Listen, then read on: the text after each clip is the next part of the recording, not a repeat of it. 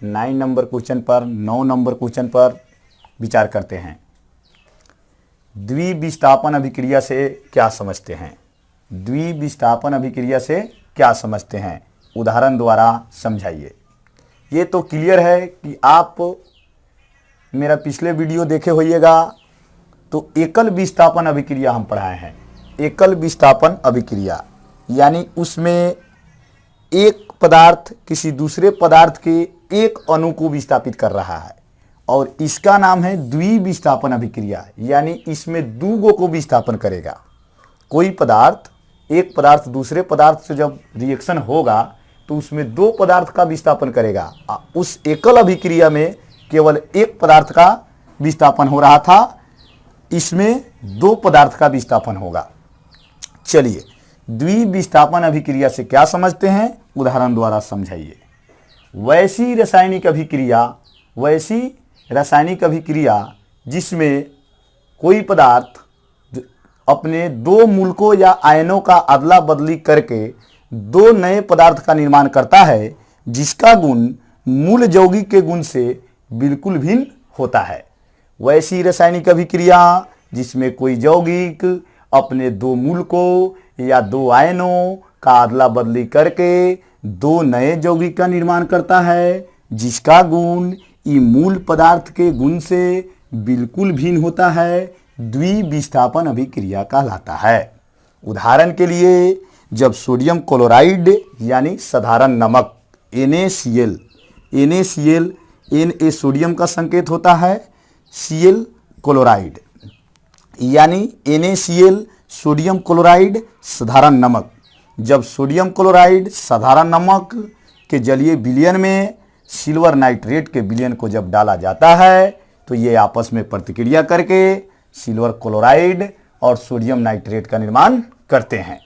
जब sodium chloride साधारण नमक के विलयन में सिल्वर नाइट्रेट का विलयन डाला जाता है तो ये अपने मूलकों और आयनों का अदला बदली करके दो नए यौगिक AgCl यानी सिल्वर क्लोराइड और NaNO3 यानी सोडियम नाइट्रेट का निर्माण करते हैं। तो ये दोनों यौगिक अपने अंदर रिएक्शन के पश्चात अपने मूलकों या आयनों का अदला बदली करके दो नए यौगिक का निर्माण किया और इस दोनों मूल यौगिक का जो गुण है, इसके गुण से इसका गुण बिल्कुल विपरीत है, इसलिए यह अभिक्रिया द्विविस्थापन अभिक्रिया का उदाहरण होगा। यहाँ पर आइए, ये जो NaCl है, जो ये Ag है, Ag वो यहाँ पर आया और इसमें से Na को विस्थापित किया और उसका स्थान ग्रहण कर लिया। यहाँ पर आया और Na को विस्थापित किया, यानी यह सिल्वर इसके विलयन में जब आया तो सोडियम को विस्थापित करके और उसका स्थान ग्रहण कर लिया, यानी यह AgCl के साथ हो गया, जिसके कारण AgCl का निर्माण हो गया।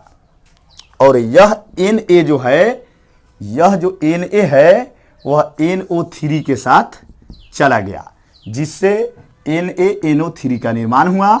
तो ये यहाँ पर, ये जो है इसको विस्थापित करके यहाँ पर चला गया और ये जो है इसको विस्थापित करके यहाँ पर चला आया, जिसके पश्चात सिल्वर क्लोराइड और सोडियम नाइट्रेट का निर्माण हुआ, जिसका गुण इसके गुण से बिल्कुल भिन्न होता है। इसलिए यह अभिक्रिया यानी सोडियम क्लोराइड को सिल्वर नाइट्रेट के विलयन में डालने पर जो रिएक्शन होती है वह रिएक्शन द्विविस्थापन रिएक्शन का उदाहरण है। आइए हम लोग क्वेश्चन नंबर 11 पर इस वीडियो के साथ अध्ययन करेंगे, जो question class 10th subject chemistry का चैप्टर नंबर 1 केमिकल रिएक्शन का है। क्वेश्चन का नाम है प्रकाश रासायनिक अभिक्रिया से क्या समझते हैं, उदाहरण द्वारा समझाइए। प्रकाश रासायनिक अभिक्रिया से क्या समझते हैं? प्रकाश रासायनिक, इससे मालूम पड़ता है कि वैसी रासायनिक अभिक्रिया जो प्रकाश ऊर्जा की उपस्थिति में संपन्न होती है, यानी जिसको संपन्न होने के लिए प्रकाश ऊर्जा की आवश्यकता होती है, उसे प्रकाश रासायनिक अभिक्रिया कहा जाता है। यह उदाहरण के लिए जब हाइड्रोजन और क्लोरीन गैस के मिश्रण को अंधेरे कमरे में हम ले जाते हैं तो कोई प्रतिक्रिया नहीं होती है। ये हाइड्रोजन और क्लोरीन के मिश्रण को जब अंधेरे कमरे में ले जाया जाता है तो इसके बीच कोई प्रतिक्रिया नहीं होती है। जब ज्यों ही इस हाइड्रोजन और क्लोरीन गैस के मिश्रण को सनलाइट यानी सूर्य के प्रकाश में ले जाया जाता है तो हाइड्रोजन क्लोराइड का निर्माण हो जाता है। यानी जब सूर्य का प्रकाश ये हाइड्रोजन और क्लोरीन गैस पर के मिश्रण पर जब पड़ता है तो इन दोनों के बीच प्रतिक्रिया स्टार्ट हो जाती है और उस प्रतिक्रिया के फलस्वरूप 2HCl यानी हाइड्रोजन क्लोराइड का निर्माण हो जाता है। अतः हाइड्रोजन और क्लोरीन के मिश्रण को प्रकाश में ले जाकर जो रिएक्शन होता है प्रकाश ऊर्जा के उपस्थिति के कारण, इसलिए यह अभिक्रिया प्रकाश रासायनिक अभिक्रिया का उदाहरण हुआ। एक बार फिर से प्रकाश रासायनिक अभिक्रिया से क्या समझते हैं, उदाहरण द्वारा समझाइए। प्रकाश रासायनिक अभिक्रिया से क्या समझते हैं, उदाहरण द्वारा समझाइए। वैसी रासायनिक अभिक्रिया जो प्रकाश ऊर्जा की उपस्थिति में संपन्न होती हो, यानी जिसको संपन्न होने के लिए प्रकाश ऊर्जा की उपस्थिति आवश्यक है। यदि प्रकाश ऊर्जा नहीं होगा तो यह प्रकाश रासायनिक अभिक्रिया नहीं घटेगी। उदाहरण के लिए जब हाइड्रोजन और क्लोरीन H2 यानी हाइड्रोजन प्लस Cl2 यानी क्लोरीन, जब हाइड्रोजन और क्लोरीन के मिश्रण को अंधेरे कमरे में रखा जाता है तो इन दोनों के बीच देखा जाता है कि कोई प्रतिक्रिया नहीं होती है, कोई केमिकल रिएक्शन नहीं होता है। आज जब ही इस हाइड्रोजन और क्लोरीन के मिश्रण को सनलाइट यानी सूर्य के प्रकाश में रखा जाता है तो 2HCl यानी हाइड्रोजन क्लोराइड का निर्माण हो जाता है। यानी यह हाइड्रोजन और क्लोरीन के मिश्रण को सूर्य का प्रकाश चाहिए और सूर्य का प्रकाश जब मिलता है तभी इन दोनों के बीच रिएक्शन होती है, अन्यथा नहीं होती है। इसलिए यह अभिक्रिया जो घटी सूर्य के प्रकाश के उपस्थिति में घटी, सूर्य के प्रकाश से जो ऊर्जा मिली उसके प्रभाव से घटी, इसलिए यह अभिक्रिया प्रकाश रासायनिक अभिक्रिया का उदाहरण है। यानी इसमें प्रकाश का मुख्य भूमिका है। ये जो एरो का चिन्ह है, एरो का, इस एरो के चिन्ह के बारे में हम अगले वीडियो में बताएंगे कि ये एरो का चिन्ह दो पदार्थों के बीच जब केमिकल रिएक्शन होता है तो बीच में क्यों दिया जाता है। थोड़ा सा अभी भी जान लीजिए कि ये जो एरो का चिन्ह है इसलिए दिया जाता है कि किस बगल, किस साइड में रिएक्शन हो रहा है और किस साइड में प्रोडक्ट प्रतिफल, प्रोडक्ट का मतलब प्रतिफल या उत्पाद, किस तरफ प्रतिफल बन रहा है। इस रिएक्शन की दिशा को दर्शाने के लिए इस एरो का चिन्ह का प्रयोग किया जाता है केमिकल रिएक्शन में। Thank you. मेरा वीडियो देखिए और पसंद लगे तो लाइक कीजिए, शेयर कीजिए और कुछ भी इसमें नहीं समझ आता है तो नीचे की तरफ कमेंट कीजिए। Hello everyone, YouTube channel learning hall में आपका स्वागत है।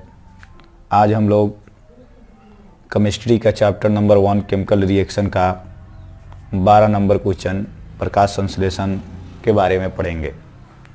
आइए हम लोग इस क्वेश्चन पर आज विचार करते हैं। प्रकाश संश्लेषण से क्या समझते हैं, यह किस प्रकार की अभिक्रिया होती है। यानी प्रकाश संश्लेषण जो है क्या है और यह जो प्रकाश संश्लेषण की अभिक्रिया होती है, जो रिएक्शन होती है, वह किस प्रकार की अभिक्रिया है, यानी किस प्रकार का रासायनिक अभिक्रिया है। तो हम जानते हैं फ्रेंड कि पेड़ पौधे जिस प्रक्रिया के माध्यम से अपना भोजन बनाते हैं उस प्रक्रिया को प्रकाश संश्लेषण कहा जाता है। यानी पेड़ पौधे जिस प्रक्रिया के माध्यम से अपना भोजन बनाते हैं उस प्रक्रिया को प्रकाश संश्लेषण कहा जाता है। यानी पेड़ पौधे जिस प्रक्रिया के माध्यम से अपना भोजन स्वयं बनाते हैं उस प्रक्रिया को प्रकाश संश्लेषण कहा जाता है। पेड़ पौधे वायुमंडल से कार्बन डाइऑक्साइड गैस लेकर, सूर्य से प्रकाश लेकर और पृथ्वी से जल का अवशोषण करके पर्णहरित के उपस्थिति में अपना भोजन बनाती है।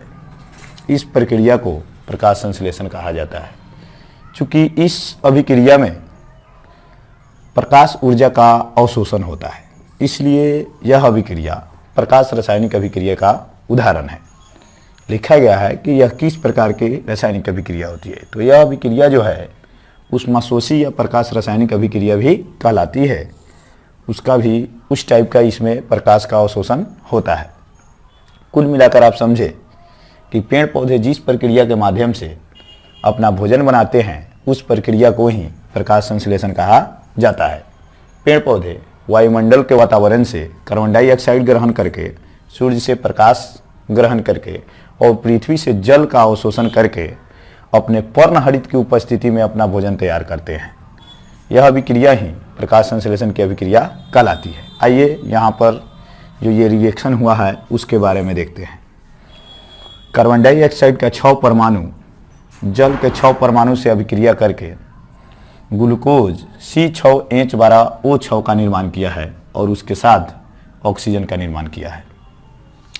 कार्बन डाइऑक्साइड और जल की जब प्रतिक्रिया कराई जाती है इसके बीच, यानी जब खाना बनता है पेड़ पौधे का, जब प्रकाश संश्लेषण की क्रिया होती है तो उसमें पेड़ पौधे 6 परमाणु कार्बन डाइऑक्साइड के लेते हैं और 6 परमाणु जल के लेते हैं। दोनों के अभिक्रिया के सूर्य के प्रकाश में जब दोनों की अभिक्रिया संपन्न होती है सनलाइट में, तो ग्लूकोज C6H12O6 ग्लूकोज का निर्माण होता है। जो ग्लूकोज उनके लिए खाना के समान है। और ये जो 6 O2 यानी ऑक्सीजन का 6 परमाणु जो उसके लिए बेकार का पदार्थ होता है, वे पेड़ पौधे ये 6 O2 को छोड़ देते हैं वायुमंडल में, जिससे हम लोग सांस लेते हैं।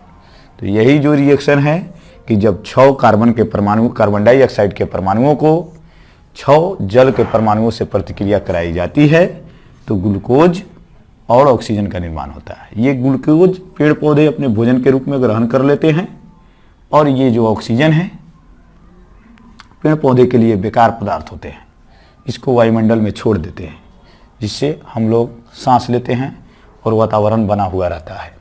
ये देखिए, ये 6 CO2 है, यानी CO2 का मतलब हुआ कार्बन डाइऑक्साइड प्लस H2O जल, सूर्य का प्रकाश, बना ग्लूकोज और ऑक्सीजन। आइए हम लोग केमिस्ट्री का 13 नंबर क्वेश्चन पर विचार करते हैं। अवक्षेपण अभिक्रिया से क्या समझते हैं? उदाहरण द्वारा समझाइए। उदाहरण द्वारा समझाइए। अवक्षेपण अभिक्रिया, अवक्षेप क्या है? अवक्षेपण अभिक्रिया क्या है? वैसी रासायनिक अभिक्रिया जिसमें कोई प्रतिफल विलयन से ठोस के रूप में पृथक होता है, यानी ठोस के रूप में अलग होता है। पृथक होना माने अलग होना, यानी किसी विलयन से वह अलग हो रहा है। वैसी रासायनिक अभिक्रिया जिसमें कोई प्रतिफल आप जानते हैं कि प्रतिक्रिया के फलस्वरूप जिस नए पदार्थ का निर्माण होता है उसे प्रतिफल कहा जाता है।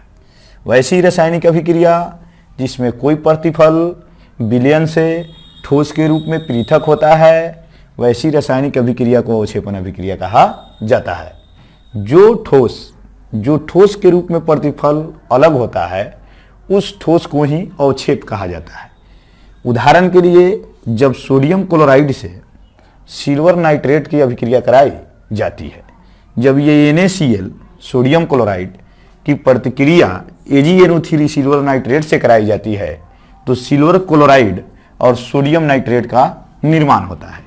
ये जो सिल्वर क्लोराइड होता है ये अवक्षेप टाइप का होता है और इसमें से इस सिल्वर क्लोराइड जो अवक्षेप होता है ठोस के रूप में, यानी इसमें सिल्वर क्लोराइड का ठोस रूप अवक्षेप का उदाहरण होगा।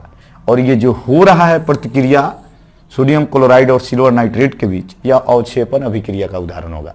यानी कुल मिलाकर वैसी अभिक्रिया जिसमें कोई प्रतिफल विलयन से ठोस के रूप में पृथक होता है अवक्षेपण अभिक्रिया कहलाता है।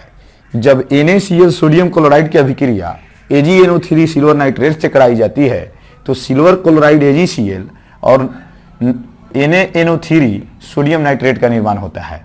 जो ठोस के रूप में ये सिल्वर क्लोराइड इससे अलग हो जाता है, इसलिए यह अभिक्रिया अवक्षेपण अभिक्रिया का उदाहरण है।